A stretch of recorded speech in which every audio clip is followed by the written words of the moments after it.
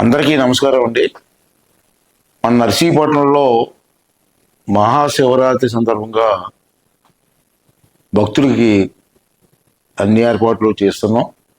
దైవ దర్శనానికి కానీ స్నానానికి కానీ అన్ని ఏర్పాట్లు కూడా ప్రభుత్వ పరంగా చేయడానికి అన్ని ఏర్పాట్లు చేయడం జరిగింది. అలాగే మన నర్సీపట్నంలో బలిఘట్టనం దగ్గర ఉన్నటువంటి ఉత్తర వాహిని దగ్గర కూడా ఆ నదికి హారతి ఇచ్చే కార్యక్రమాన్ని కూడా ఏర్పాటు చేయడం జరిగింది. ఫిబ్రవరి 15వ తారీఖున ఆదివారం నాడు సాయంత్రం 6 గంటలకి ఉత్తరవాహిని నది దగ్గర గంగా హారతి ఇచ్చే కార్యక్రమాన్ని కూడా ప్రభుత్వ పరంగా బ్రహ్మాండంగా ఏర్పాటు చేయడం జరిగింది. అదేవిధంగా 15, 16, 17 తారీఖుల్లో ఆ పుణ్యనది ఉత్తరవాహిని పుణ్యనదిలో స్నానాలు చేయడానికి అన్ని ఏర్పాట్లు కూడా ప్రభుత్వ పరంగా ఏర్పాటు చేయడం జరిగింది.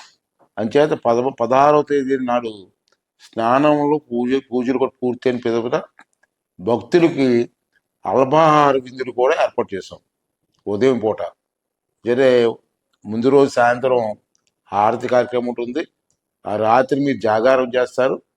అది మరుసటి రోజు ఉదయం స్నానాలు చేసి గుడికి దర్శనం చేసుకుంటారు.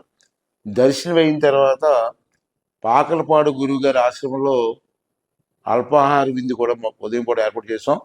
అలాగే సత్యనారాయణమూర్తి గుడి దగ్గర అల్పాహార విందు కూడా ఏర్పాటు చేశారు. దాన్ని కూడా మీరు గమనించవలసిన అవసరం ఉందని చెప్పి మనం చేస్తూ, మరి అలాగే విధంగా అన్నపూర్ణ అక్షయ పాత్ర అనే సంస్థ ఉంది.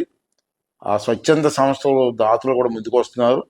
వాళ్ళు కూడా అక్కడ వచ్చిన భక్తులందరికీ మార్నింగ్ అల్పాహార విందు ఏర్పాటు చేయడానికి అన్ని ఏర్పాటు చేస్తున్నారు. కాబట్టి భక్తులందరూ కూడా ఎవరైతే ఆ ఈశ్వరుని తాలూకు ఆరాధ్యం చేసే భక్తులు ఎవరు ఉన్నారో అందరూ వచ్చి అక్కడ పుణ్య నదిలో స్నానం చేసి దర్శనం చేసుకొని, మరి ప్రజలందరూ కూడా కొంతమంది సంస్కరించినటువంటి అల్పాహార విందు సేవించి ఈ కార్యక్రమాన్ని విజయవంతం చేయవలసిందిగా ప్రతి ఒక్కరిని కోరుకున్నానండి. మన ప్రాంతంలో ఉన్న వాళ్ళందరూ కూడా తప్పనిసరిగా ఉత్తరవాహిని వచ్చి ఆ పరమేశ్వరుని ధ్యానించుకొని మరి వారి ఆశీర్వాదం తీసుకోవాల్సిందిగా ప్రతి ఒక్కరిని కోరుకున్నానండి. తప్పనిసరిగా వచ్చి ఈ కార్యక్రమాన్ని విజయవంతం చేయాలని చెప్పి మనస్ఫూర్తిగా మన వాళ్ళందరినీ కోరుకుంటున్నాను. థ్యాంక్ యూ అండి.